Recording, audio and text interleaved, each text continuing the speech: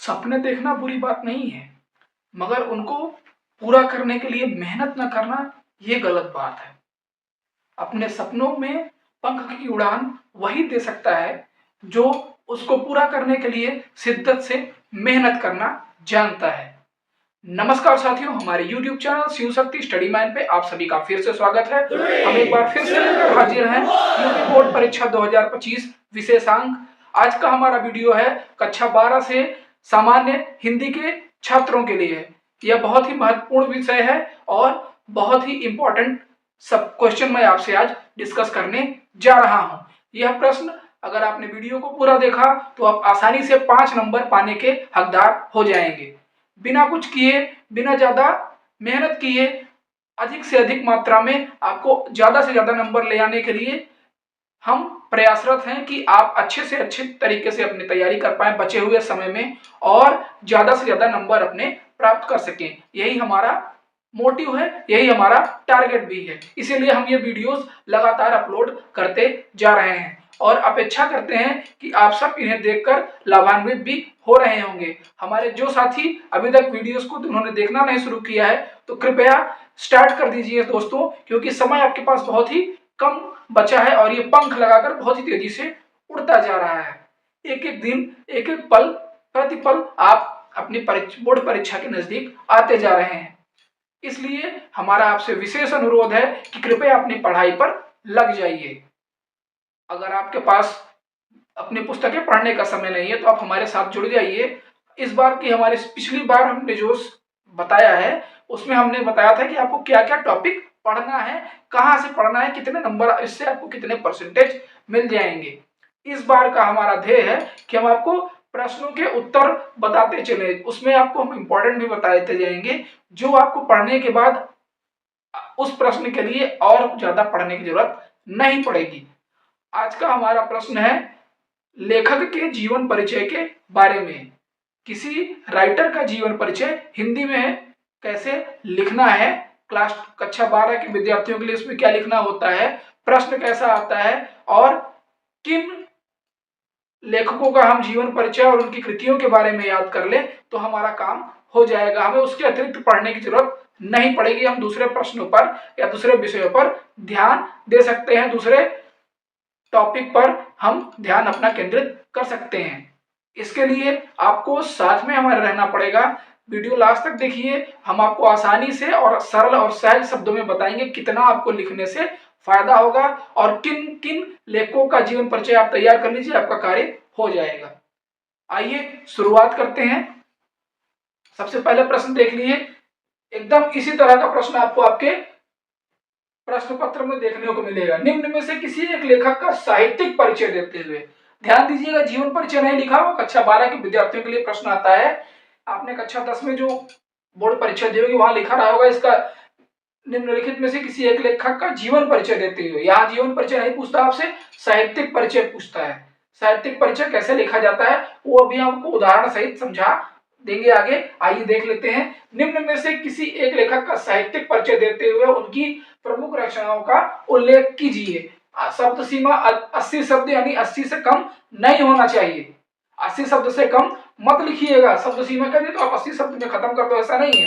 कम से कम 80 शब्द होने चाहिए, उससे ज्यादा ही होने चाहिए, उससे कम नहीं होने चाहिए। इसका मतलब ये है, यह प्रश्न आपको 5 अंक देता है, जिसमें से 3 अंक साहित्यिक परिचय के और 2 अंक आपके उनको रचनाओं के उल्लेख करने के मिलते हैं। पूरी तरह से आपको 5 अंक इसमें से मिल जाएंगे। अब हम आपको कुछ, ये तो हो गया आपका प्रश्न, उसमें आपको 3 से 4 लेखकों के नाम दिया रहेगा, उसमें से जो आपको तैयार हो आप उसके बारे में लिख सकते हैं।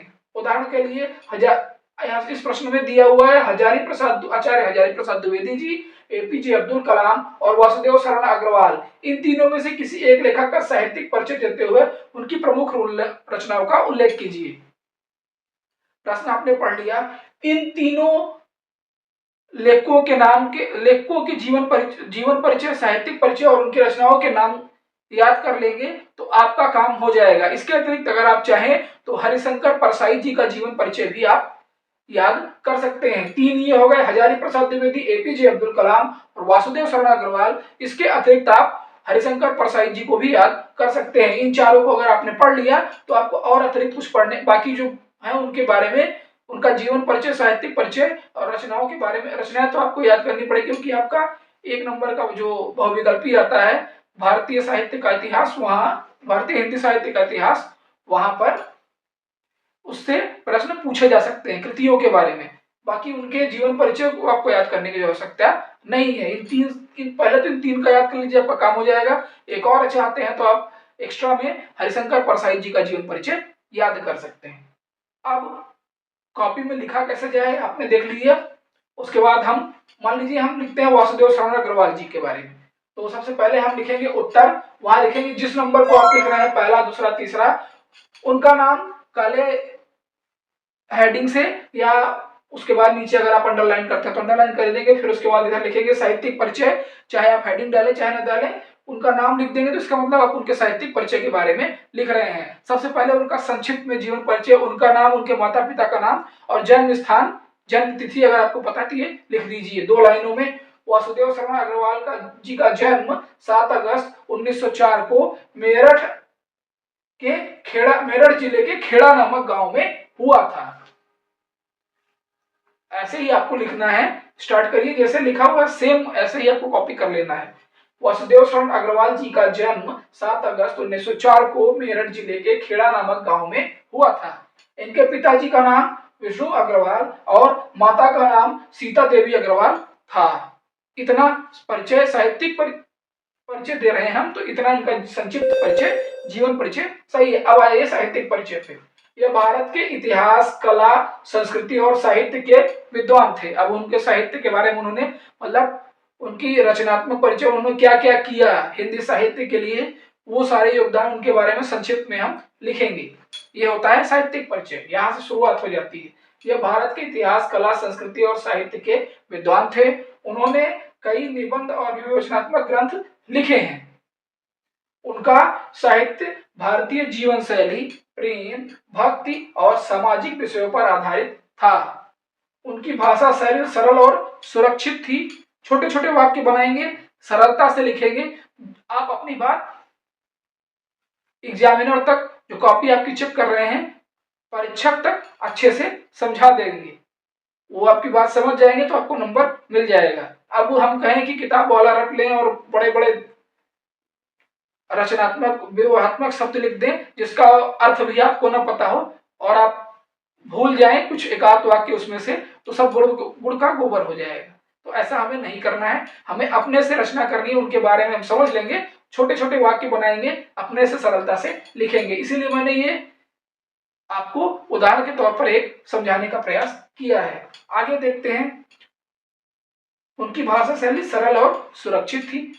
उन्हें 1966 ईस्वी में साहित्य अकादमी पुरस्कार मिला। साहित्यिक परिचय में उन्होंने कौन सी किताबें लिखी, या कोई किताब पर उनको इनाम, किसी तरह का इनाम या पुरस्कार मिला हो, या कोई उन्होंने पत्र पत्रिका का संपादन किया हो जिसके लिए वो विशेष उनको, या कहीं किसी स्कूल में पढ़ाया हो, या किसी विश्वविद्यालय में पढ़ाया हो, या किसी संग्रहालय वगैरह, या किसी जगह के आप अध्यक्ष, उपाध्यक्ष, या इस तरह से कोई पद आपने सुशोभित किया हो साहित्य से रिलेटेड, तो वो आपके साहित्यिक परिचय में आता है। आगे, जब भारत सरकार कब वासुदेव शरण अग्रवाल जी को कब मिला था साहित्य अकादमी पुरस्कार? इन्हें मिला था 1966 ईस्वी में। याद रखिएगा 1966 में इन्हें साहित्य अकादमी पुरस्कार मिला था। आपका एक नंबर का बहुविकल्पी भी इससे बन सकता है। स्वतंत्रता के बाद जो दिल्ली में अभी हमारा राष्ट्रीय पुरातत्व संग्रहालय जो अभी भी बरकरार है, बना हुआ है, उसकी स्थापना में इनका अहम योगदान था। मतलब इनके प्रयासों से ही लगभग इनके ही ज्यादातर प्रयास थे, उसमें अहम योगदान का मतलब इनका ही ज्यादा प्रयास था, जिसकी वजह से वहां पर ये जो राष्ट्रीय पुरातत्व संग्रहालय जो बनकर तैयार हुआ उसमें इनका ज्यादा योगदान था। उसके पश्चात इन्होंने अंत में क्या किया, मथुरा संग्रहालय के संग्रहालय अध्यक्ष, यानी वहां के जो मुख्य अध्यक्ष होता है, वहां का जो सबसे मेन इंचार्ज होता है, अंग्रेजी में कह लीजिए तो, वहां के जो संग्रहालय अध्यक्ष का पद भी इन्होंने संभाला। उसके रूप में भी कार्य किया और संग्रहालय की गरिमा को और बढ़ाया। इसके बाद हम क्या लिखेंगे लास्ट में, जिस भी लेखक का लिख रहे हैं उसकी मृत्यु दर्शा देंगे। इनकी मृत्यु 27 जुलाई 1967 को हो गई। बस इतना ही आपका साहित्यिक परिचय होता है।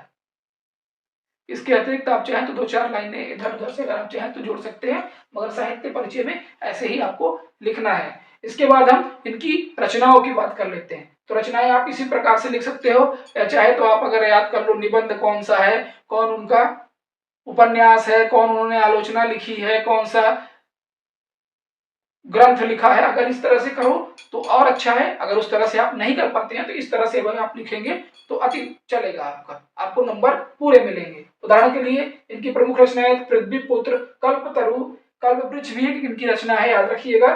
कल्पतरु, भारत की एकता, महर्षि वाल्मीकि, मनु, कला और संस्कृति, वाग्वधारा, वेद विद्या, नवीनकालीन भारत, पूर्ण ज्योति इत्यादि। इसके अतिरिक्त आप चाहें तो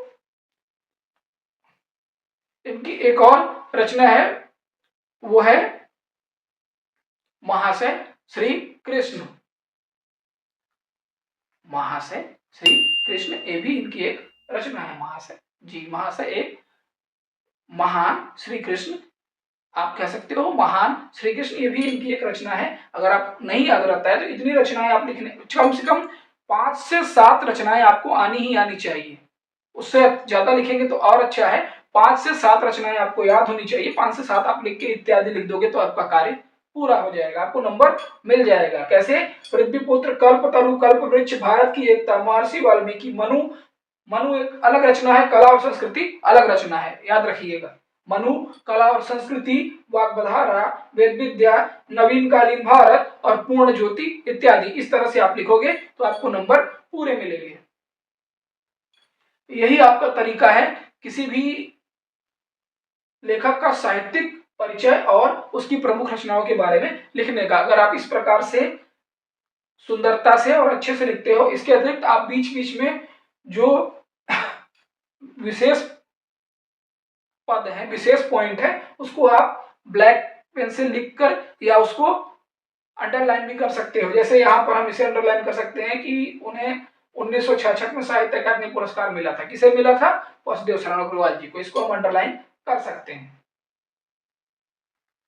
ठीक है दोस्तों, आशा है आपको अच्छे से समझ में आ गई होगी बात कि कैसे आपको किसी लेखक का साहित्यिक परिचय देते हुए उसकी प्रमुख रचनाओं का उल्लेख करना है। इसी तरह से अगर आप लिखेंगे तो आपको पूरे के पूरे 5 अंक मिलेंगे, कोई भी नंबर कहीं से कटेगा नहीं।